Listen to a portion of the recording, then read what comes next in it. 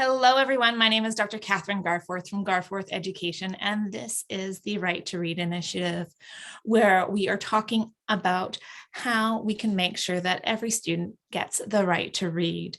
Our conversations are based on the recommendations from the Ontario Human Rights Commission's Right to Read public inquiry report and the recommendations. Today, I have the pleasure of having Mary Moran from Dcoded Dyslexia in Ireland join me. Thank you for joining me today, Mary. How are you? Thank you for having me, and thank you for all you're doing as well. I'm fine. Yes, I'm very good. Thank you. Why don't you tell listeners a little bit about yourself and what you do? Okay, I've come from things a little bit differently to a lot of the people that you've interviewed. 1985, I was 25 years old, and I was not working in education. I had a very good job. My mother was delighted with my job because it was one of these permanent, pensionable, good perks, well-paid jobs. But I was very bored. I had no interest in it. And through a mutual love of horses, I met a lady called Kate. She was Kate DeBloy. Now she's Kate. She was actually Kathryn. Now she's Kate McMahon. And she was working in a college in Boston. She was teaching the student teachers about Orton Gillingham, basically. She was training them in Orton Gillingham. And she had come to Ireland a couple of times on equestrian holidays, and she decided she wanted to change her life and move here and own horses and etc. So she moved, and she assumed in her innocence that the Department of Education would put down the red carpet for her, and she was highly qualified and very good at her job. And she applied for a job here, and they had absolutely no interest in her, which was a huge loss to literacy in Ireland, because this was almost 40 years ago. They had no interest in her because she didn't have the Irish language as part of her degree. So she started tutoring and became overwhelmed very quickly with the amount of children that needed help. And it was around about that time that I met her. And I was at a crossroads. I was really fed up with my job, and she probably was starting to realize, as I am now, that she needed help because she couldn't cope with the amount of inquiries and the amount of kids that she was getting. So she said to me, look, I have a room in a health clinic, actually. She was in the perfect position. She had a speech and language therapist beside her and an educational psychologist the other side, and they worked together, really. And she said, why don't you come along and sit in and see what you think, while she was teaching. So I did. And it was an eye-opener for me, because when I was at school, I loved reading. I don't remember actually ever seeing anybody in my school. Obviously they were there, but I never saw anybody that had difficulty learning how to read. So I was one of these people that assumed it came naturally to you, because I loved reading, and as a kid I read a lot. So watching what she was doing, I just was fascinated. And I handed in my notice a couple of days later in my very good job that my mother was probably very upset about. And she said, I'll train you. And in an informal situation, really, she trained a handful of people, but most of them wanted to teach their own kids. They had dyslexic kids. They wanted to teach their own kids. So she taught me what I needed to know, in the sense that she passed on what I needed to teach, but not really how to teach. So after we had done our training, which it's so long ago, I can't remember, we had to do 300 teaching hours under her guidance, but I can't ever remember sitting in on a lesson. But she provided the children, she monitored the lesson plans, she monitored the progress, and then I was on my own. And I found for the first maybe 3 or 4 years, and I quickly became overwhelmed with students. And I found for the first 3 or 4 years, if I had an issue or a problem, I would ring her and say, how do you do this, or what do you do here? And I actually remember, probably 3 or 4 years later, I had this kid for a while that was sounding out everything. And now I know, now I have the terminology. You see, then, anyway, I'll get to that. So I rang her and I said, I've this kid, and when he's reading 2-syllable words, he's going to rabbit. He's not, I called it, he's not crossing the bridge to recognizing words or parts of words. What do I do? And she said, Mary, you have to figure it out for yourself. You know as much as I know now. You've teaching a lot of kids. Go away and figure it out for yourself, which actually was very difficult because I had no colleagues. There was really no internet. Sorry. There was really no, there was no Google. You couldn't Google it. There were no books. There was no Facebook pages that there are now. I had no way of learning what I had to do. And what I did, on hindsight, is I learned from the kids. Every kid that I had, and I have at this stage put thousands of kids through my hands. Every kid I had, I studied. And I just had one figured out. The next one would come in completely different. And I'd have to figure them out. And I lay awake in bed at nighttime trying to figure out, how do I access this kid's brain? And I remember actually the first kid that I ever taught, I have a memory of him because then I was fresh and I still had these preconceived ideas that reading was easy. And he was 8. And I remember going to his home, and I'm going back now to probably 1986, 87, long time ago. And I was probably doing blends with him at this stage. And I remember attributing him with a very low IQ because he didn't have an educational assessment. And in my head, I figured this kid cannot be smart. Or I know now that was wrong, but I was I was just learning my craft. And the story has an interesting ending. I did see him for probably 3 years. And I don't think I ever changed that opinion of him, that this kid isn't very smart, but I taught him how to read. And about 5 years ago, my niece was on work study assessment in one of the top hospitals in this country in a medical area. And she sat down to have coffee one day with her boss, who was head of the department. And they started chatting, and as only Irish people can do, they'll keep asking you who you are and who you're related to until they actually find out. And eventually he found out from her that I was her aunt. And she said he teared up. And he said, I have never forgotten that woman. She taught me how to read. She is why I'm here. And my niece rang me and I said, oh my God, I thought he was the stupidest kid I ever met. But I learned. I mean, I learned from the kids. And I'm really, really good at my job now, probably because I learned from the kids. So when I sit at a table with the child, it's like I can get into their head now. I know the mistakes they're going to make before they make them. I know how to solve the problems. I know what to do. I'm so long doing it that I find it so easy. And I know Louise Motes wrote a book called, what is it, Reading is Rocket Science or something. For me, if you know what to do, it's so easy. And that really upsets me that it's so easy to solve this problem. It's so easy to solve it with most of the kids, that there shouldn't be the issues that we have now. So I can continue down there. I worked in like a cave for years because I didn't know anybody who was doing what I was doing. Nobody. And probably at the start, I saw the writing on the wall a couple of years ago. I said, I was afraid to put my head above the parapet at all, because I'd get flooded with phone calls from parents with 12-year-olds and 13-year-olds and 14-year-olds that were distraught. And I never, ever said no to a child, ever.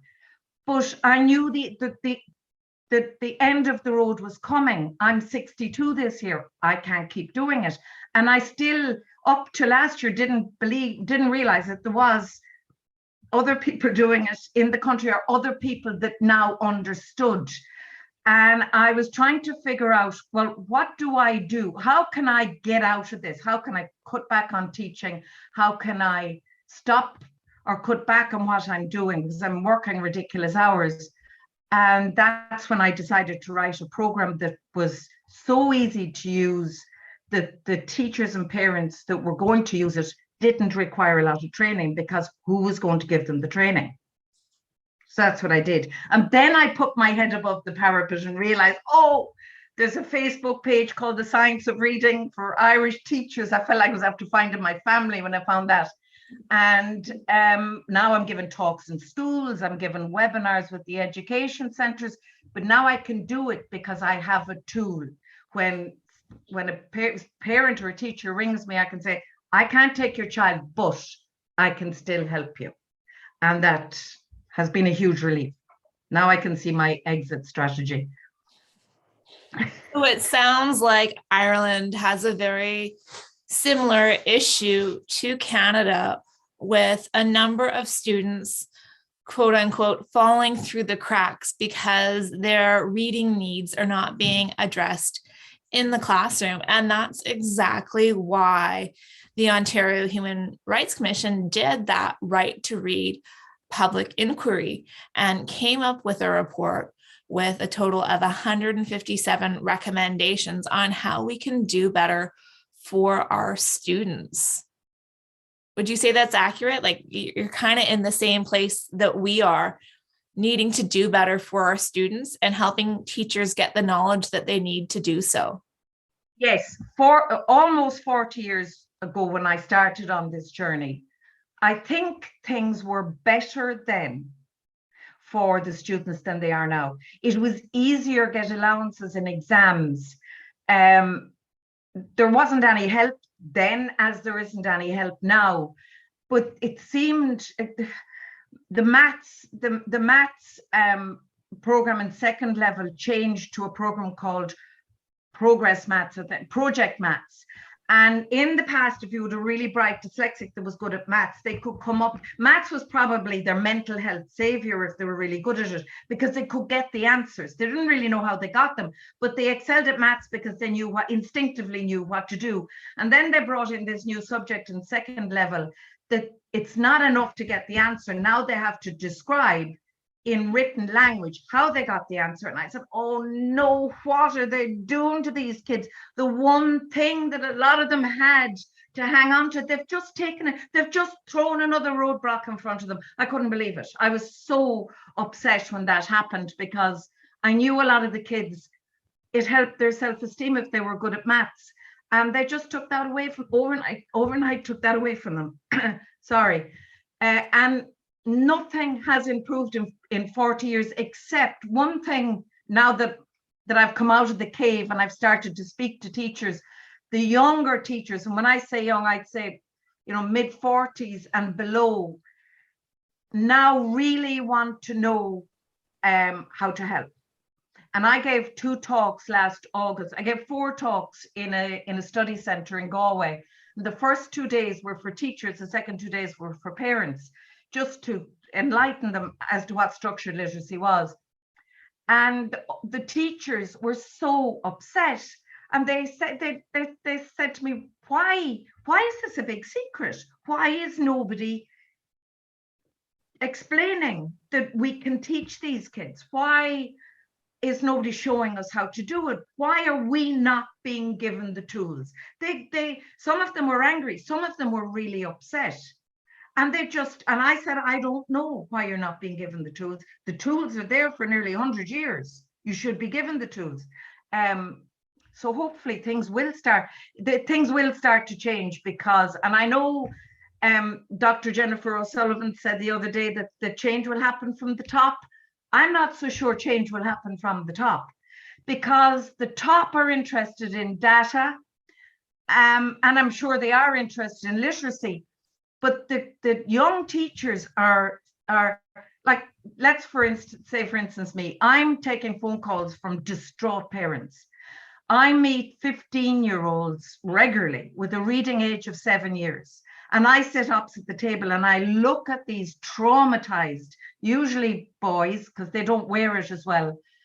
And for me, I'm seeing the pain. I don't think the top sees the pain that's on the ground. And I feel that it's the teachers who need the tools, who are looking for the tools, they're going to change it, I believe, because for them, it's going to make their job easier, and they're going to see the improvement in the kids, and they have to watch the distress of the kids in their classroom every single day.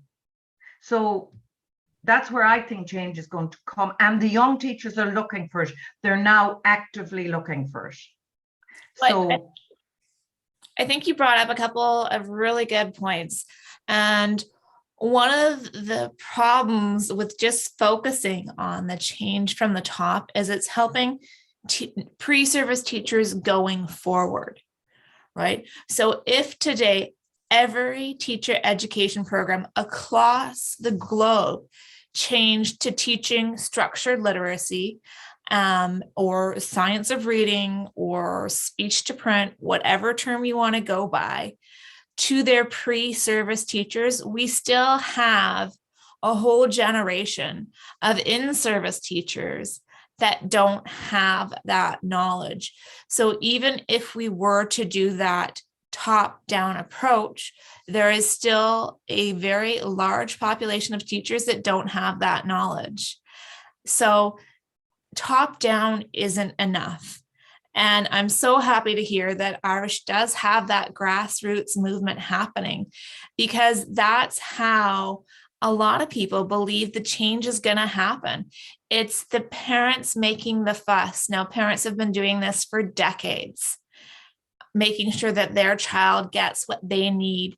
And we need to make it so that's not the case. Parents have a lot of stresses on them, and it's not fair that only the children who have parents that have the time and the finances to fight for them are able to see the success. There are the teachers that have those students that just like, look, I know this kid's smart. I just don't understand why they can't get it. Reading is supposed to be easy.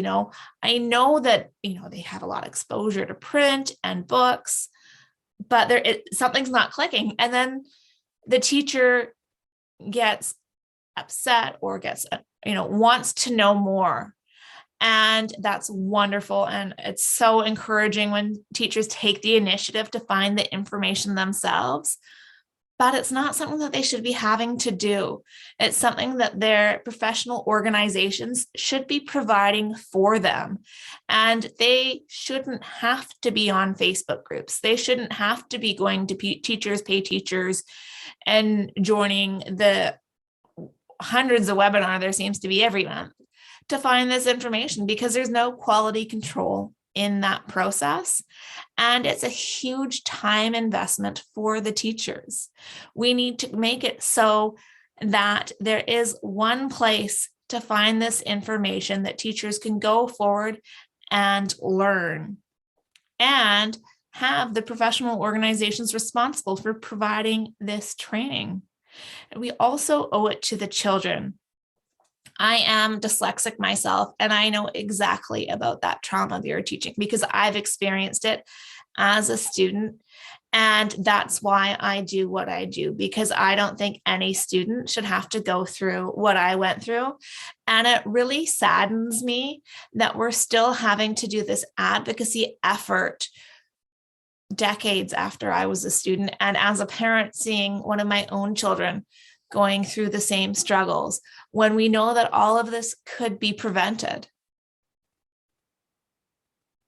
Yeah. But I think it isn't until you have a personal experience. Either you have a child that's struggling, or you've struggling, or you've struggled, or you see the trauma daily of the struggles. I don't think you really get it until you see that. And it's the teachers on the ground that are seeing it, and they don't know. I know probably 5 years ago, I started a child he was possibly 13. He was ready to leave national school. He couldn't read at all. And I rang I knew his teacher. I would have known some of the teachers. It was a school that I was on contract for a while. They gave me a room. They knew what I did. They just didn't know. They knew what I did worked. They just didn't know what I did. So instead of trying to find out what I did, they gave me a room, and they sent kids to me and said, that's fine, she's her own room, she'll do whatever she does. But I knew some of the teachers in the school, so I rang his current teacher and I said, how did this happen? That he has gotten through 7 classes and that nobody red flagged it really, except his parents. And she said, she was quite honest, and she said, Mary, I couldn't teach him how to read. I have 30 kids in my class. I didn't have the skills. So we sent him to the resource room. And he's been in the resource room every day, all through national school. And she couldn't teach him how to read. So Sorry.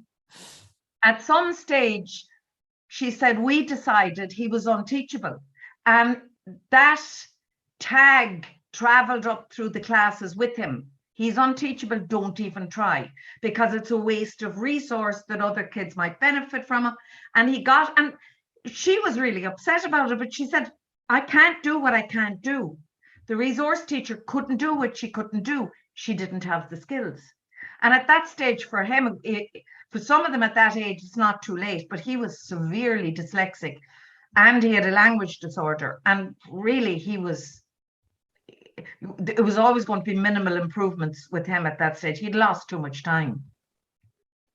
And last September, I met a young man. He was 15 and a half, halfway through 2nd level, threatening to leave school the minute he hit 16. He had a reading age of 7 years and 2 months on a word reading test that I gave him. 7 years and 2 months.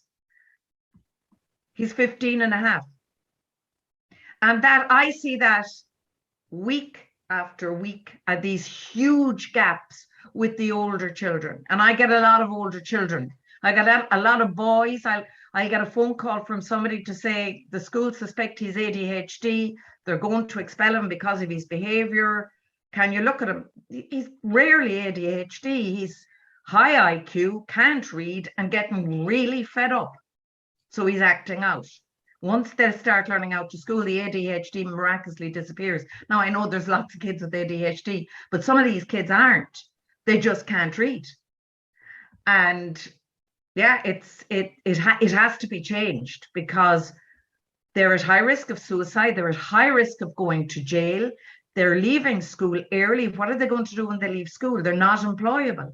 Some of them have wonderfully high IQs. We're losing the benefit of these gifted minds in our education system and picking up the pieces when they start getting into mischief, because nobody has given them another route, and they are broken.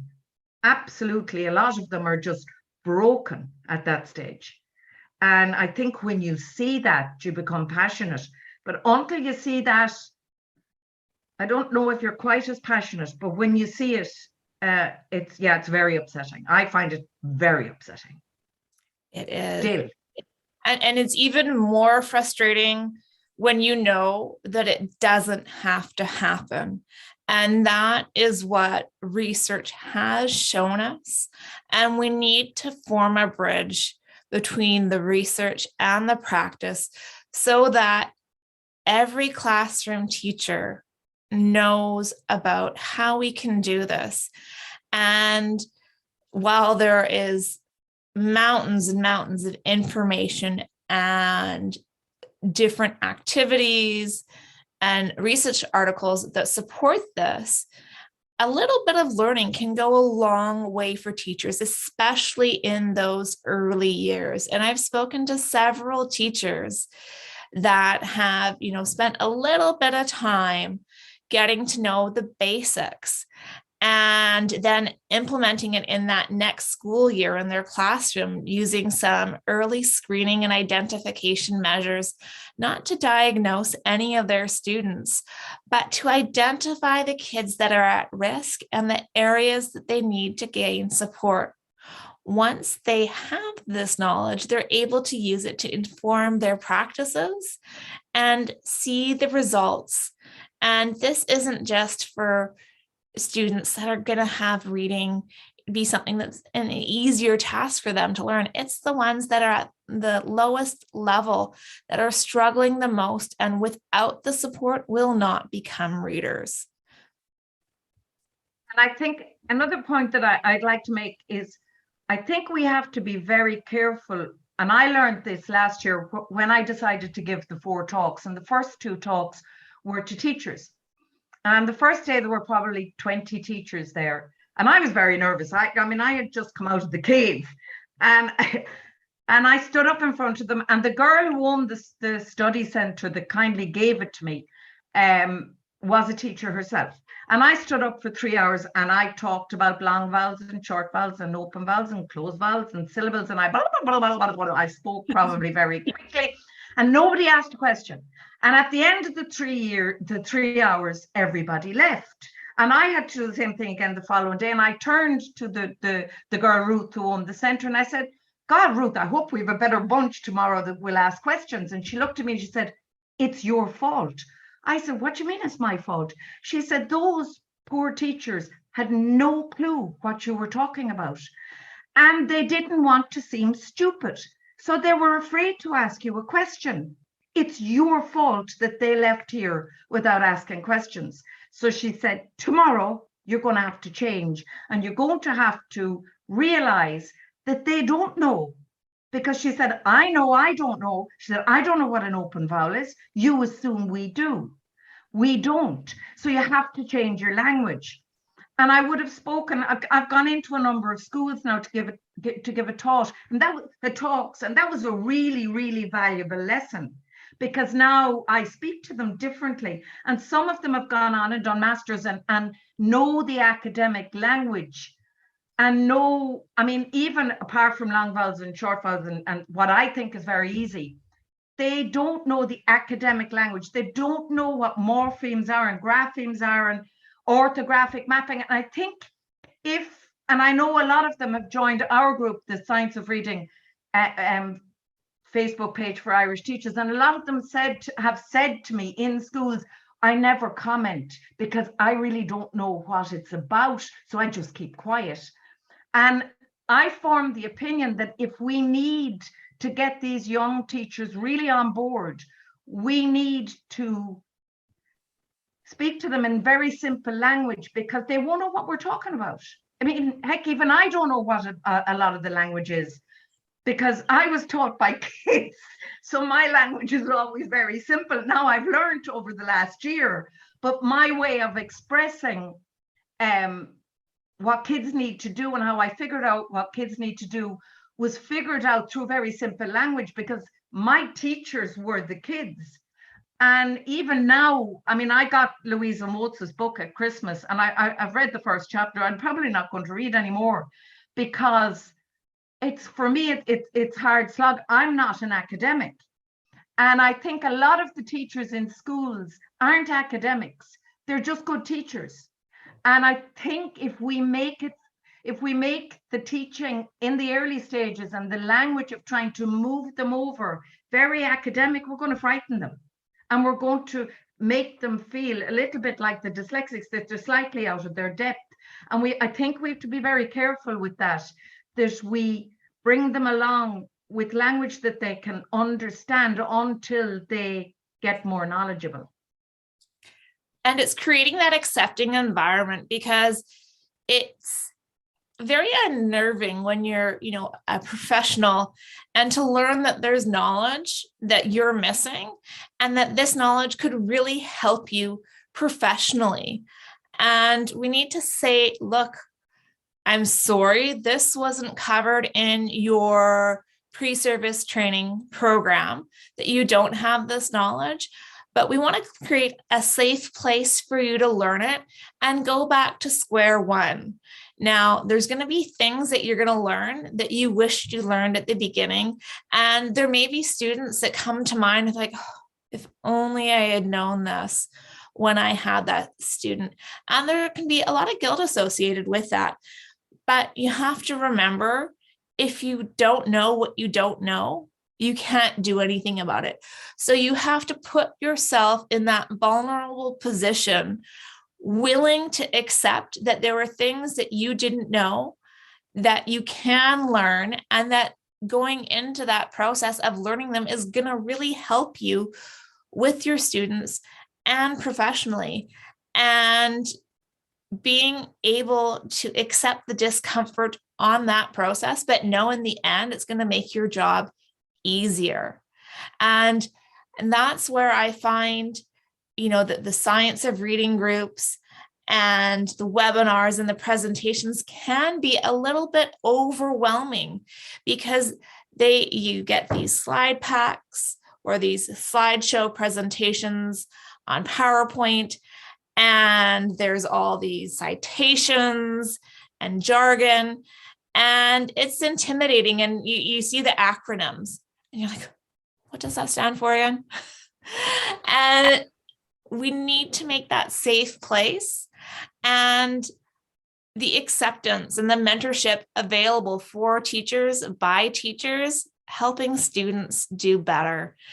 And I think that's really what the Right to Read initiative is all about, and creating that common ground.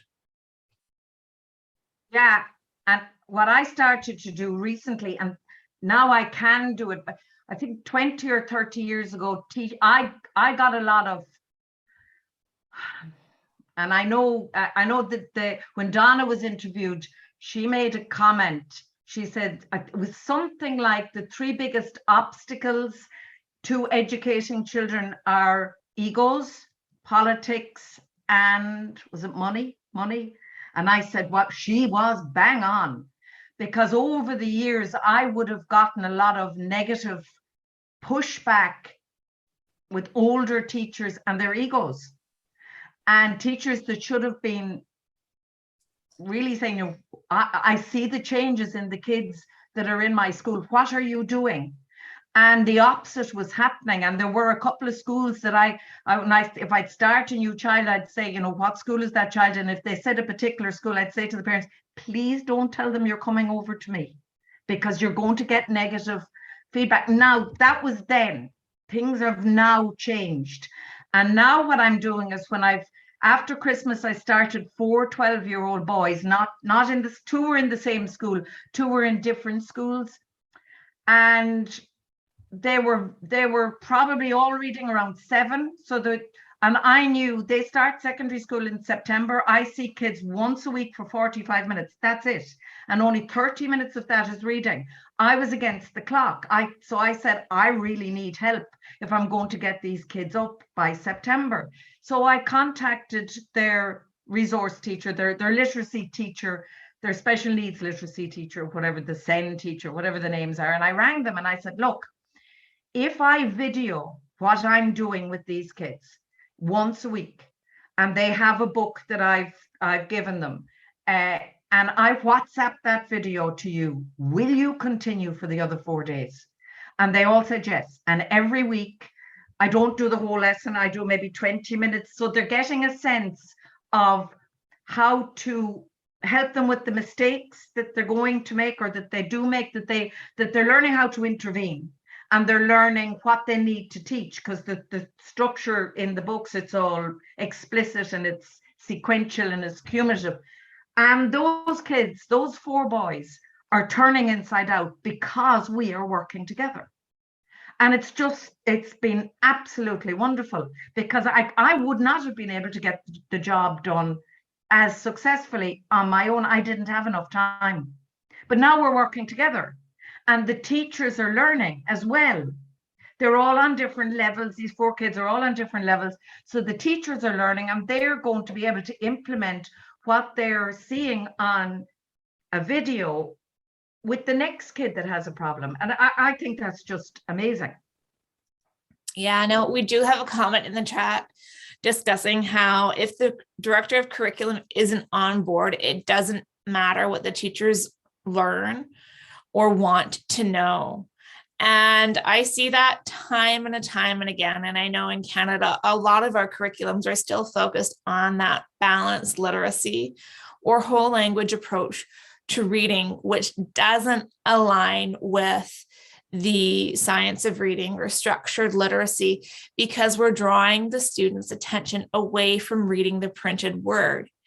Now, while I can't speak to Ireland, but at least in Canada, teachers are given a lot of autonomy. And as long as they meet the curricular goals, they have a lot of freedom in how they do that.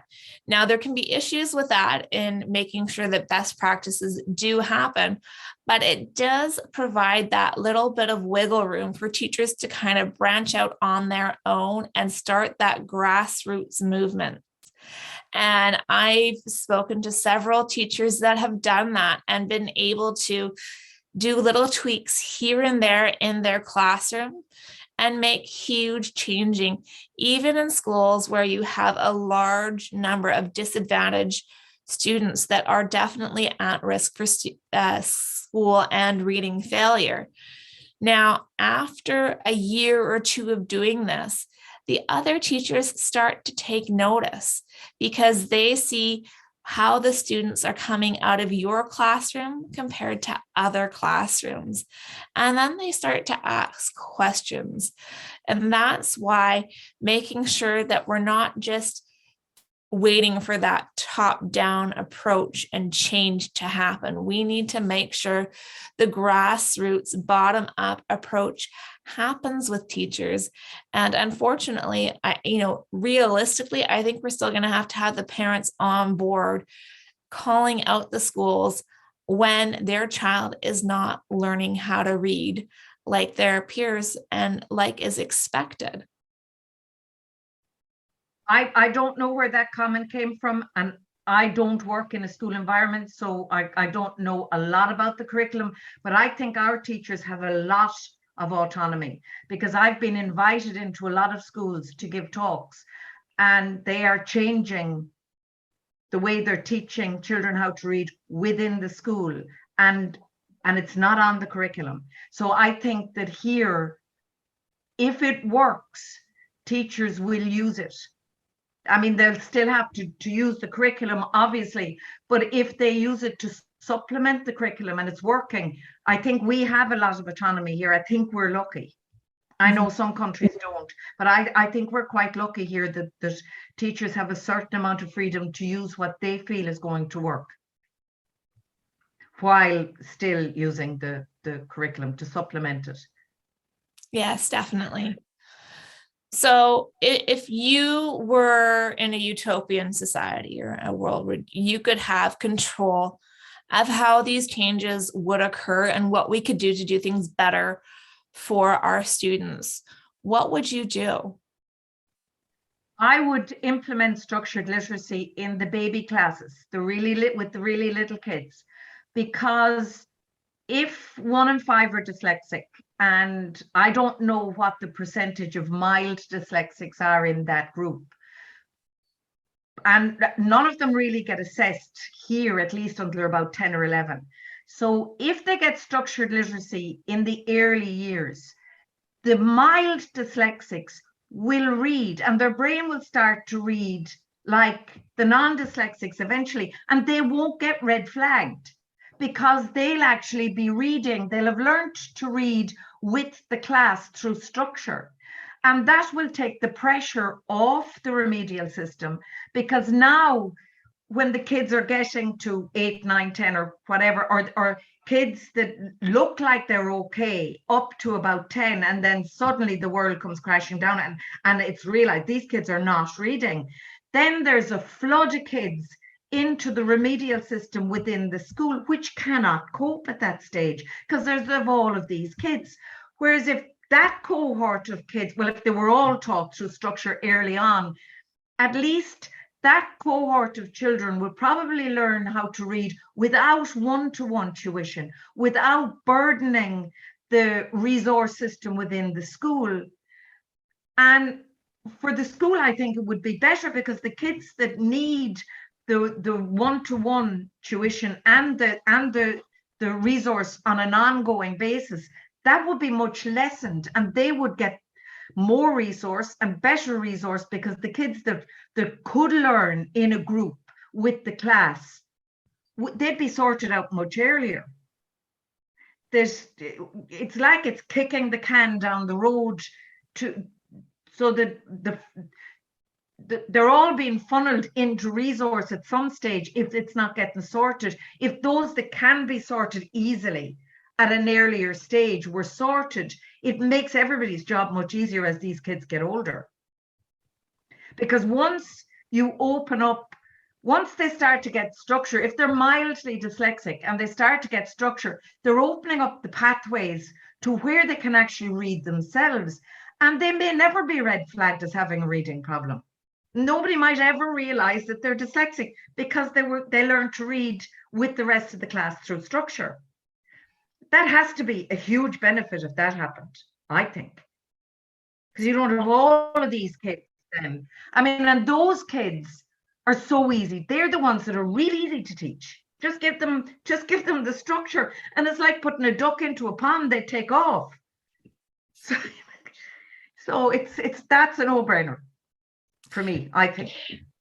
Yes, and I mean, it's important to note that there have been several research studies that have done exactly this, with the classroom teachers providing the screening and the appropriate support along the way, making sure that all students get access to the systematic explicit instruction, highlighting the areas that the students need as a group. And yes, there are going to be some things that a group of 5 or 6 students need focus on. And that's when you do the smaller group instruction, so that you can make sure that those students get the skills that they need in that whole class environment. And a lot of the time, especially when we're looking at things like dyslexia, the core issue with dyslexics is most commonly a deficit in phonological and phonemic awareness.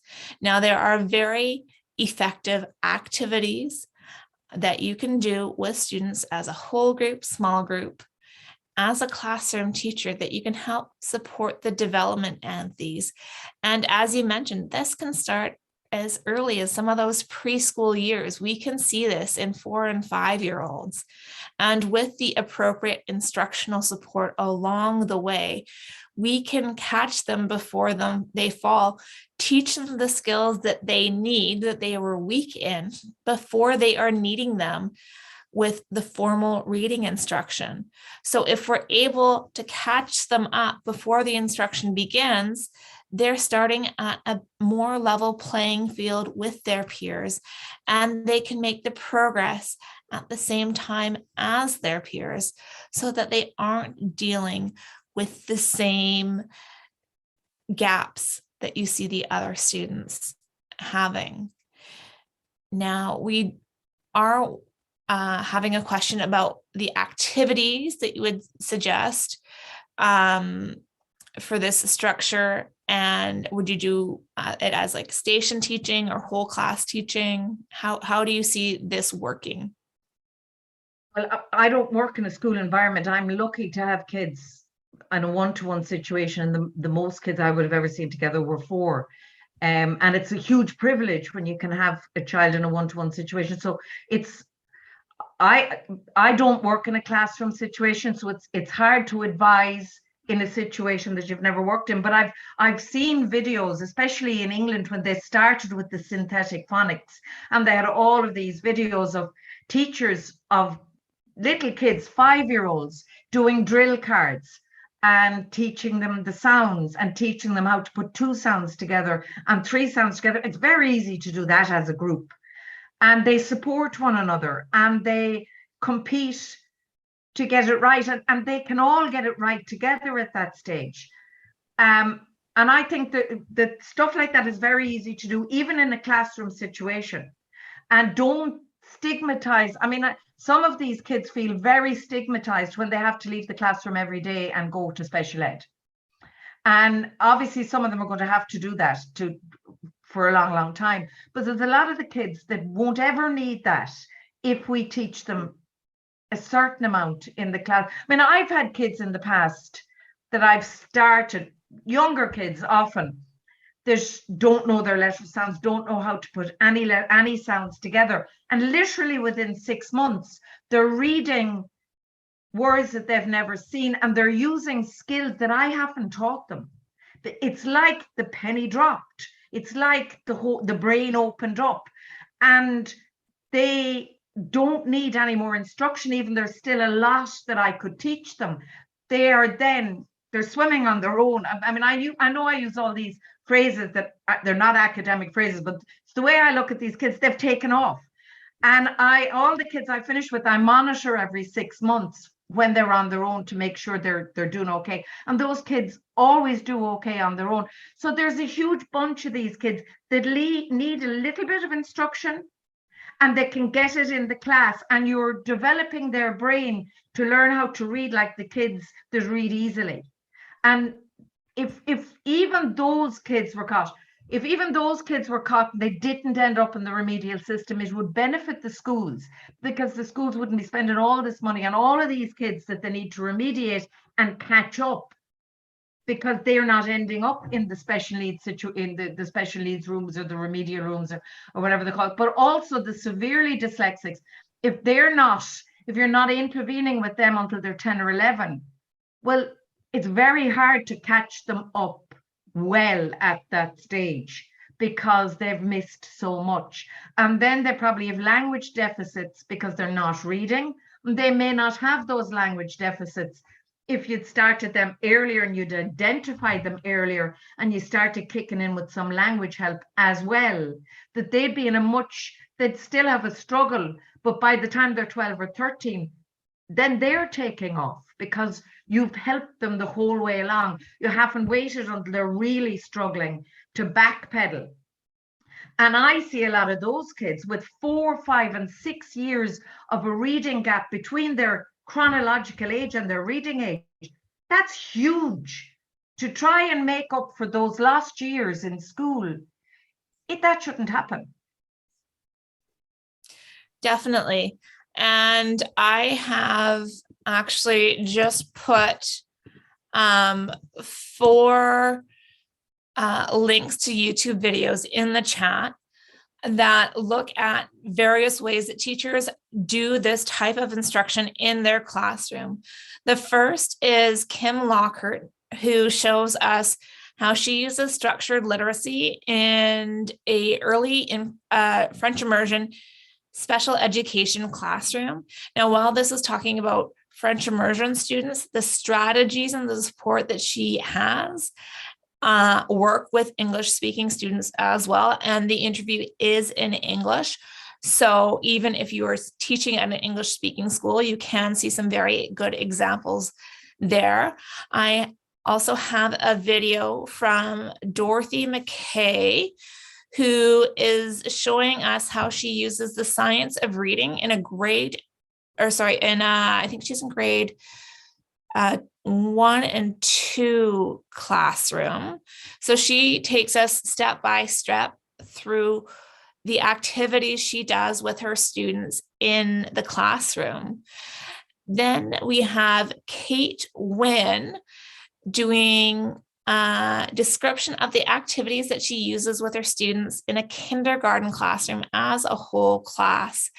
And the final one is Michelle Vidal looking at how she uses the science of reading in a special education classroom, in her grade 2 classroom. Now, this is a teacher that only began her journey into the science of reading last summer, and she's applied what she's known in her classroom this year. And she has said that it makes a world of difference because it has allowed her to make progress and realize that even though she's teaching a grade 2 classroom, she is working with students that are not at a grade 2 level. So she was able to redesign her curriculum to meet the needs of her students, and she's seeing a lot of success. And she tells us how there's no way she's going back to what she did before, and that it's making a huge difference. Apparently the second video with Dorothy McKay was a private video on YouTube. I have added the link to the replays on the Right to Read Initiative website. So hopefully you can access those.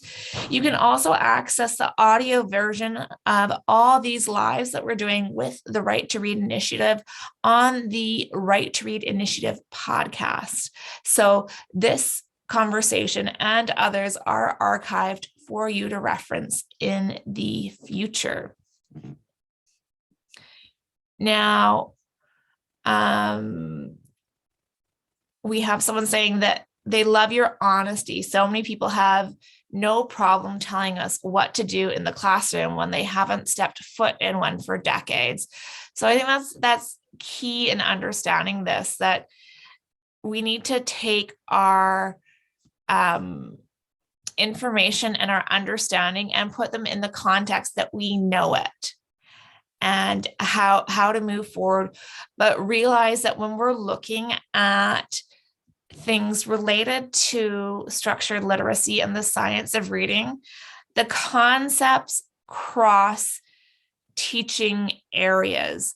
So understanding the basic concepts, such as the simple view of reading or Scarborough's reading rope, understanding those skills that we need to focus on with our students to make it so that they are efficient at word recognition and have the language comprehension skills that they need to become fluent, confident readers that can understand their reading are very important. Now, I am very happy that you've given me the opportunity to speak with you today, Mary. You've definitely got a wealth of information, and your Decode Dyslexia has a lot of great information on it, including some books that have been designed for teachers to kind of act as a dummy's guide to teaching reading that are great reference materials. Is there anything else that you think it's important for us to cover?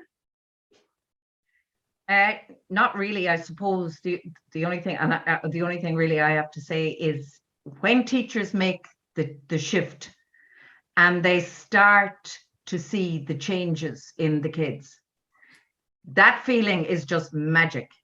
And I don't think anybody can explain it until you see it. That these kids just light up and they get so excited. And I mean, kids come into me after a long day at school, often late at night, and I torture them. And they come in smiling. Most of them come in smiling because, and the other thing actually that a lot of teachers will ask, one of the questions they'll say is, I'm teaching a 12-year-old and she really can't read. I don't want to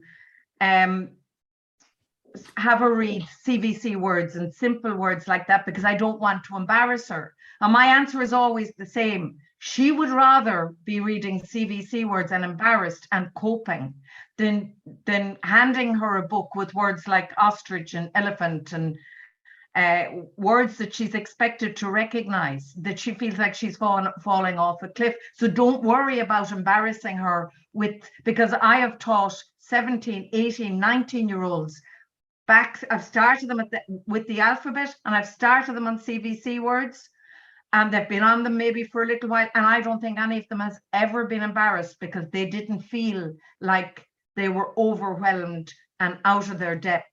And for them, it was more important that they weren't overwhelmed or out of their depth. But the initial point I was making is once you start teaching these kids through structure, once you see the first kid blossom and the first kids start to do very easily what they were really, really struggling with, you'll never forget that feeling, ever. Definitely. And as an interventionist myself, I see that all the time.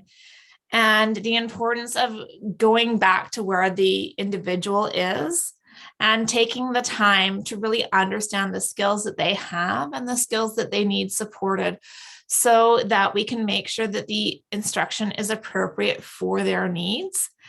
And once they begin to crack that code and understand how to read, that success breeds success and that desire to learn more. I know one of the criticisms of using structured literacy or having that, heavy phonemic awareness and phonological awareness, phonics instruction in intervention is that it's drill and kill and that kids are going to tire of it.